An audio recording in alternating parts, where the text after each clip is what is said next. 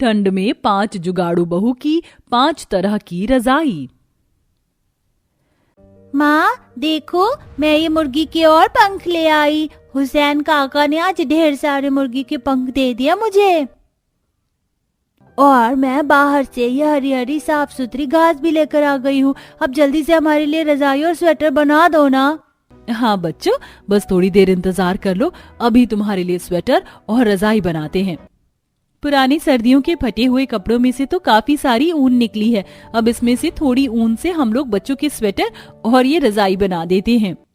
चलो, आखिरकार कुछ तो जुगाड़ हुआ इस ठंड से बचने का।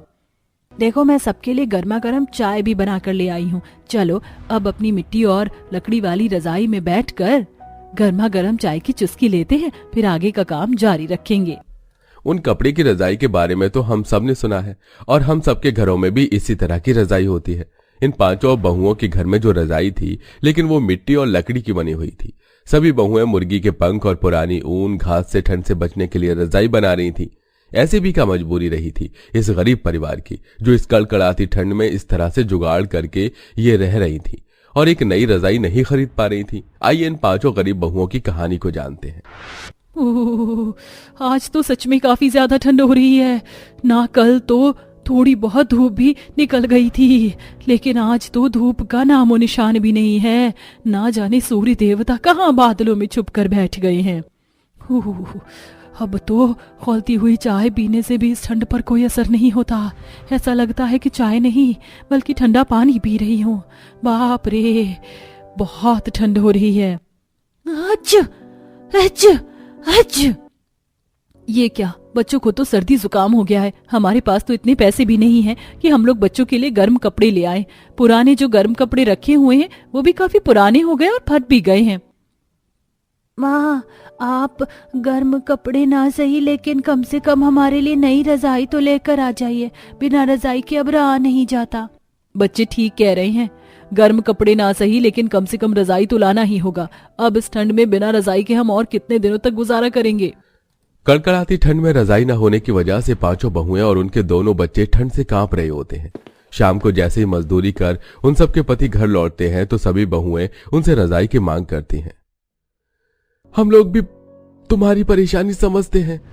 तुम्हारे साथ साथ हमें भी तो बिना रजाई के ठंड लगती है। रात भर बड़ी मुश्किल से गुजारा होता है और कभी कभी तो नींद ही नहीं आती हमें। लेकिन हमारी इतनी भी हैसियत नहीं कि हम लोग एक नई रजाई ला सकें। मजदूरी करके तो बड़ी मुश्किल से 2 वक्त के खाने का इंतजाम कर पाते हैं। अब इस हैसियत में हम लोग एक नई रजाई कहां से ला पाएंगे? तो बाबा, हम लोग कभी भी रजाई नहीं ओढ़ पाएंगे और सारी सर्दी यूं ही ठंड में ठिठुरते रहेंगे। कहीं हम सर्दी से मर गए तो? ऐसा नहीं बोलते बेटा, हम लोग काम के सिलसिले में कुछ दिनों के लिए बाहर जा रहे हैं। किस्मत ने साथ दिया तो हम लोग वहां से लौटते हुए तुम लोगों के लिए नई रजाई लेकर जरूर आएंगे। कुछ दिनों तक तो वो लोग बिना रजाई के जैसे तैसे करके रह लेते हैं, लेकिन आज तगड़ी बारिश की वजह से वो ठंडी अपनी चरम सीमा पर पहुंच चुकी थी और अब तो बिना रजाई के उनमें से किसी का गुजारा ही नहीं चलता। ये क्या, ये रोटी तो सूखकर काफी कड़क हो गई है। एक काम करती हूँ, बाहर किसी कुत्ते को दे आती हूँ। कनिका जैसे ही सूखी रोटी कुत्ते को देने के लिए जाती है तो देखती है कि कुछ कुत्ते मिट्टी की ढेर में बीचों बीच गड्ढा करके बैठे हुए हैं और चारों तरफ मिट्टी होने की वजह से इस ठंड में उन कुत्तों को बिल्कुल भी ठंड नहीं लगती। ये क्या, बाहर इतनी ठंड है और ये कुत्ते आराम से सो रहे हैं। वैसे हमसे अच्छा तो यही है, कम से कम इन्हें ठंड तो नहीं लग रही। सच में कुत्ते तो बड़े समझदार हैं। उन बेजुबान कुत्तों की समझदारी देख कनिका को एक तरकीब सूझती है और वो खेत से फावड़ा लाकर अपने मिट्टी के घर में जमीन खोदने लगती है। ये तुम क्या कर रही हो? इस तरह जमीन क्यों खोद रही हो? बस देखती जाओ मैं क्या करती हूँ। कनिका ढेर सारी मिट्टी खोदती है और उस मिट्टी में हल्का हल्का पानी मिलाकर अब उस मिट्टी से एक गुफा जैसी रजाई बना लेती है, जिसके सूखते कनिका आराम से उसके अंदर जाकर लेट जाती है, जिससे कनिका को इस ठंड में काफी गर्माहट महसूस होती है। यानी मैं बिल्कुल ठीक सोच रही थी। देखो इसके अंदर कितनी गर्माहट है। हाँ कनिका, सच में इसमें काफी गर्माहट है। ऐसा लग रहा है जैसे ये मिट्टी की रजाई हो। सभी बहुएं बारी बारी कर उस मिट्टी की रजाई में लेट जाती हैं, जिससे उन्हें काफी गर्माहट महसूस होती है। लेकिन घर छोटा होने की वजह से वो सिर्फ एक ही मिट्टी की रजाई बना पाती हैं और सिर्फ एक बहू ही इस कड़कड़ाती ठंड से बच पाती है। अरे तारा बेटा, आज तो तुम बड़ी ध्यान से पढ़ाई कर रही हो। आपको पता है मैं क्या पढ़ रही हूँ? इसमें लिखा है आज भी कई सारे लोग बांस की लकड़ियों की मदद से टोकरी बनाते हैं, लेकिन बांस की लकड़ी की मदद से टोकरी कैसे बना सकते हैं? वो लकड़ी तो बहुत मोटी होती है और टोकरी तो काफी पतली होती है। बेटा, पहले बांस की लकड़ी को काटते हैं, उन्हें छील कर उसकी पतली पतली हिस्से में उसे करते हैं, फिर उन सभी को आपस में जोड़कर उनसे टोकरी बनाते हैं। तारा को बांस की लकड़ियों से टोकरी बनाने के बारे में बताते हुए मेघा को अचानक एक आइडिया आता है और वो जंगल में जाकर कुछ बांस की लकड़ी लेकर आती है और चाकू की मदद से उनके पतले पतले छिलके निकालने लगती है। ये आप क्या कर रही हो? इससे आप क्या बनाओगी? मैं लकड़ी की रजाई बनाने जा रही हूँ, देखती जाओ अब मैं क्या करती हूँ। लकड़ी के पतले पतले छिलकों को आपस में जोड़कर उनसे सबसे पहले एक बड़ी सी चादर बनाती है और अपनी लकड़ी की चादर को घर में रखे पुराने कपड़ों से अच्छे से ढककर चारों कोनों को सिल देती है। और अब उन पांचों जुगाड़ू बहू के पास मिट्टी की रजाई के साथ साथ लकड़ी की रजाई भी हो चुकी थी, लेकिन इतना सब उन सब के लिए काफी नहीं था। इस लकड़ी और मिट्टी की रजाई में तो हम सब गुजारा नहीं कर सकते। सही कह रही है शालिनी, अगर हम लोग जुगाड़ से मिट्टी और लकड़ी जैसी अनोखी रजाई बना सकते हैं तो हम मामूली रजाई भी तो बना ही सकते हैं। सर्दी के पुराने फटे हुए कपड़ों की रुई, घर में रखी कतरन की मदद से हम लोग रजाई बना सकते हैं। जिसके बाद अब सभी बहुएं घर में रहकर पुरानी सर्दी के कपड़ों में से ऊन निकालती हैं।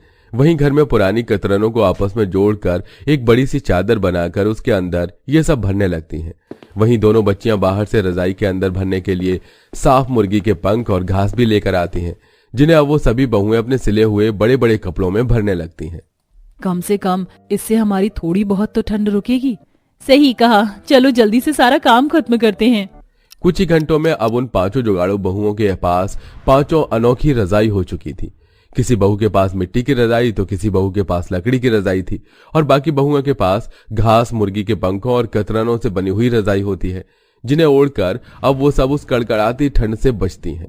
वहीं कनिका का बची हुई पुरानी रुई, कतरन और घर में रखी कुछ पुरानी बोरियों की मदद से अपने लिए गर्म ब्लाउज और बच्चों के लिए गर्म स्वेटर बनाती है।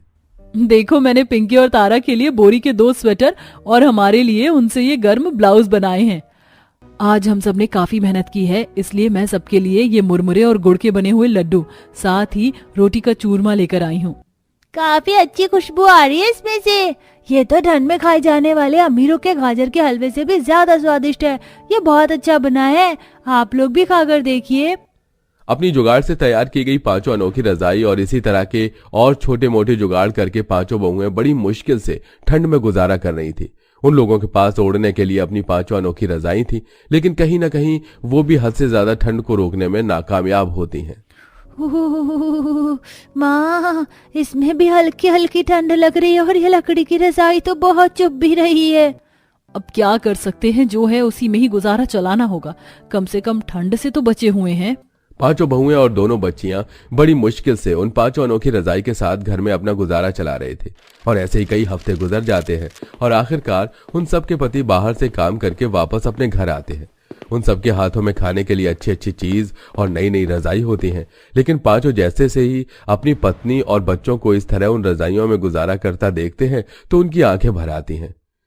हम जानते हैं इन पांचों ने बहुत मेहनत की है और अपने जुगाड़ से ही ये सब किया, लेकिन अब तुम सबको इन जुगाड़ की अनोखी रजाई में रहने की कोई जरूरत नहीं। देखो, हम बाहर से नई और गर्म मुलायम रजाई लेकर आए हैं। पांचों बहुएं और उनके बच्चे जैसे ही उन रजाई को ओढ़ती हैं तो उन्हें काफी गर्माहट महसूस होती है और उन सभी को अपनी जुगाड़ू अनोखी रजाई की कोई जरूरत नहीं पड़ती और समय बीतने के साथ साथ अब उनके हालात भी ठीक होने लगते हैं।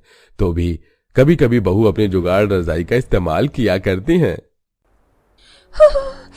मुझे नहीं लगता कि हमारा प्रयास सफल होगा। देखो, ये बांस की लकड़ी कितनी कठोर है, मेरे तो हाथ भी लाल पड़ गए हैं इसे काटते काटते। हिम्मत मत हारो जूली, कोशिश करने वालों की हार नहीं होती।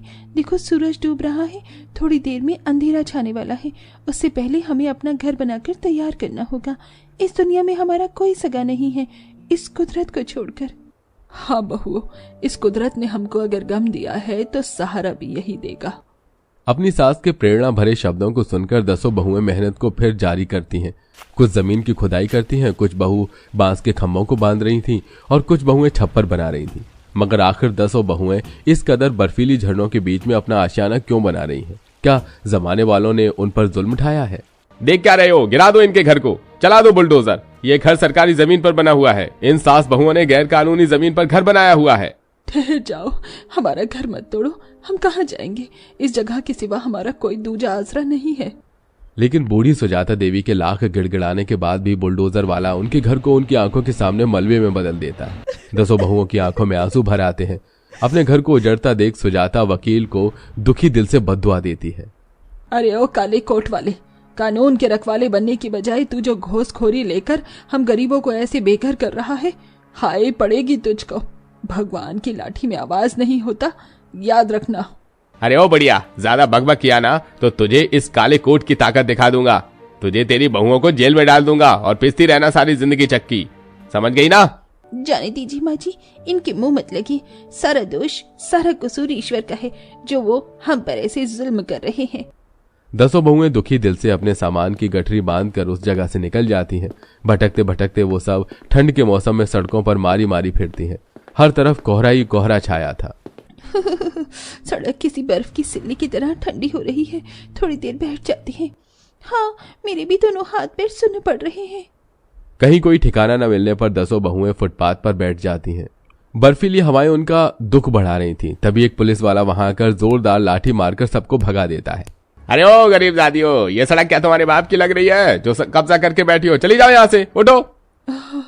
हे राम, अरे ओ दरोगा बाबू, तुम्हारी लाठी का जोर हम जैसे गरीबों पर ही चलता है क्या? अरे ओ बढ़िया, ज्यादा बोला ना तो मार मार कर सारी चर्बी निकाल दूंगा। चलो भागो यहाँ से। एक बार फिर 10 बहुएं वहां से नए सफर के लिए चलना शुरू करती हैं। चलते चलते वे एक बांस वाले घने जंगल के अंदर पहुंच जाती हैं, जहां दोनों तरफ झरना बह रहा होता है और बीच में थोड़ी सी जमीन होती है। तभी सुजाता के पैर में कांटा चुभ जाता है। माँ जी, आप ठीक तो हैं? मुझसे और चला नहीं जाएगा बहू। चलो वहाँ झरनों के बीच जगह है, वहीं बैठते हैं।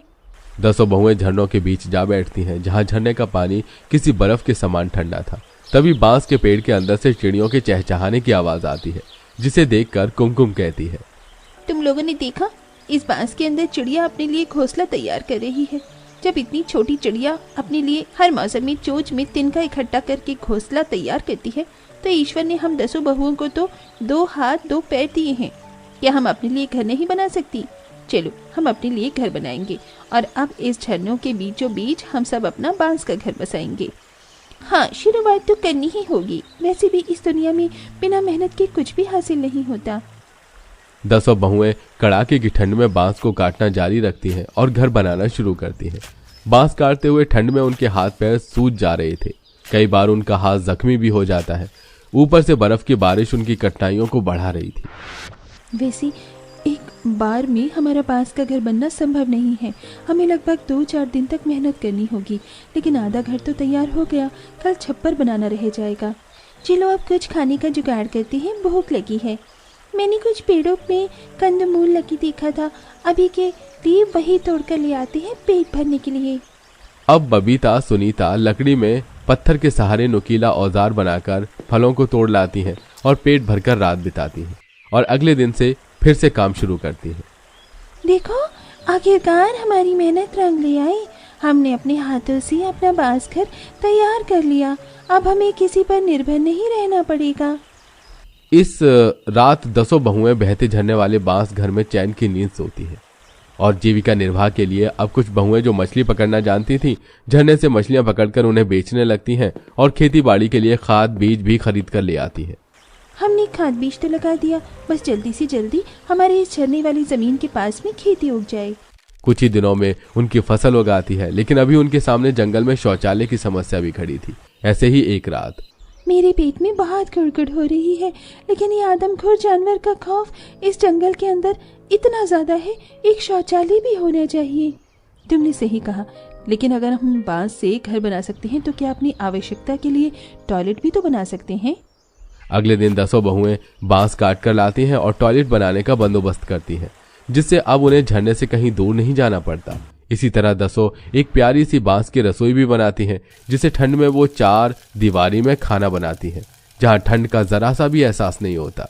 आखिरकार हमने जुगाड़ लगाकर अपने रहने का बंदोबस्त कर लिया। अब ये झरना कितना अपना सा लगने लगा है ना? सच कहा जूली दीदी, इंसान एक पल के लिए दुख पड़ने पर साथ छोड़ देते हैं, लेकिन प्रकृति हर कदम पर, हर मोड़ पर साथ निभाती है। यहाँ कितना सुकून और शांति है। इसी के साथ 10 खाने के जुगाड़ में लग जाती हैं। कुछ झरने में से मछली निकालती हैं तो कुछ बांस के सूखे पत्तों को इकट्ठा करके ईंधन के रूप में जलाती हैं और कड़ाके की ठंड में ठिठुरते हुए बहुएं आपस में बात करती हैं। झरने का पानी बहुत ठंडा है, आग जलाने का जुगाड़ करो। कोई, मैंने बहुत सारी मछली भी पकड़ी है। आग सुलग रही है, आ जाओ। तुम बस इतनी देर से झरने के पास ठंडे पानी से मछली पकड़ रही थी ना, ये उसी का असर है। ऊपर से कुछ दिनों से तो धूप भी नहीं निकल रही है। अब तो इस ठंडे झरने के बीच में आग का ही सहारा है। सभी इस कड़ाके की ठंड में ठिठुरते हुए 10 बहुएं ठंड से बचने के लिए आग जलाकर खुद को गर्माहट देती हैं और मछली और शकरकंद खाकर थोड़ी खुशी मनाती हैं। अरे वाह, ये खेत के शकरकंद आग में भूनकर खाने में कितना स्वादिष्ट लग रहा है। सच में हमारी शुरुआत इन झरने के बीच में कठिन थी, लेकिन अब जीवन कितना आसान हो गया है। इसी तरह से कड़ाके की ठंड में भी बहुएं अपने काम में जुटी रहती हैं। वे आग जलाकर अपने आप को गर्म रखती हैं और अपने जीवन को निर्वाह करती हैं। इस भगवान का भी खेल निराला है। क्या दिन आ गए हैं, मुझ बुढ़िया का भी।